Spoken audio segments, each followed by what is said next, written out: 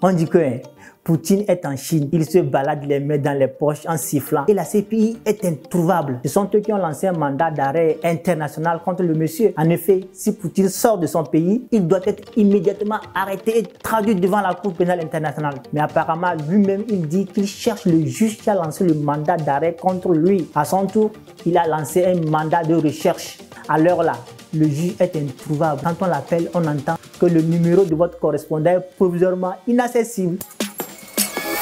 On dit que bientôt chaque village du Faso aura sa propre centrale nucléaire. Et pour le Mali, c'est chaque quartier. Vous n'êtes pas au courant? Le Burkina a décidé de construire des centrales nucléaires dans chaque village.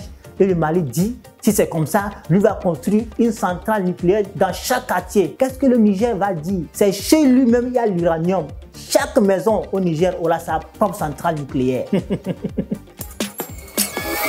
On dit que les gens se perdent au Faso parce qu'il y a une avenue qui a changé de nom.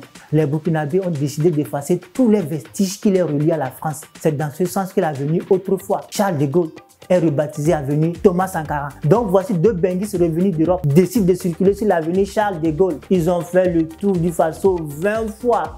Ils n'ont rien trouvé. Ils n'ont pas trouvé l'avenue Charles de Gaulle. C'est Pan d'essence qui les a arrêtés. On dit aussi que si vous voulez changer votre peau, et vous débarrasser des maladies bizarres là, il faut utiliser Qmix. Vous avez compris, non? Je dis Qmix, je ne veux pas répéter.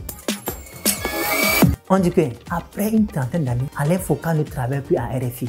Il a présenté sa démission et il est sorti en claquant la porte derrière lui. Il était fatigué de l'ILO. Tout le monde était étonné quand Foka parlait de panafricanisme avec tant de conviction alors qu'il faisait partie de la machine France-Afrique. Il avait beau se montrer persuasif, mais il ne touchait le cœur de personne. Mais c'est quand il a compris que lui-même il faisait partie du problème de l'Afrique qu'il a décidé d'en sortir. À qui le tour? Il n'est pas le seul sur la liste des « Ne me regardez pas ». Claudicia est libre de faire ce qu'il veut. Quand on fait partie du problème, quels que soient vos arguments, vous êtes inaudible.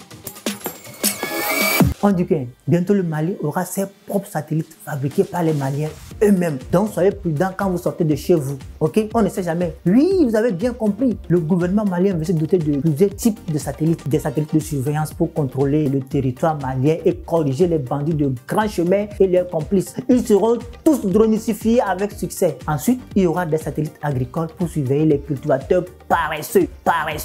Désormais, l'Afrique ne se laissera plus distraire.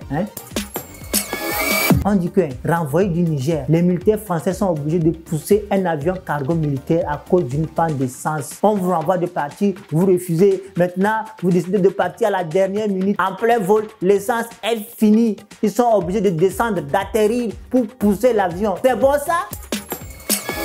On dit que bientôt il y aura plus d'avions que d'oiseaux dans le ciel du Mali. La population ira même au marché en avion. Le gouvernement malien a décidé de se doter d'une compagnie aérienne pour desservir les pays d'Afrique. Désormais, même pour aller au marché, les Maliens pourront prendre un vol. Restez là-bas. Le Mali a déjà pris son envol. Vous avez compris? Bye bye et à la prochaine, ok?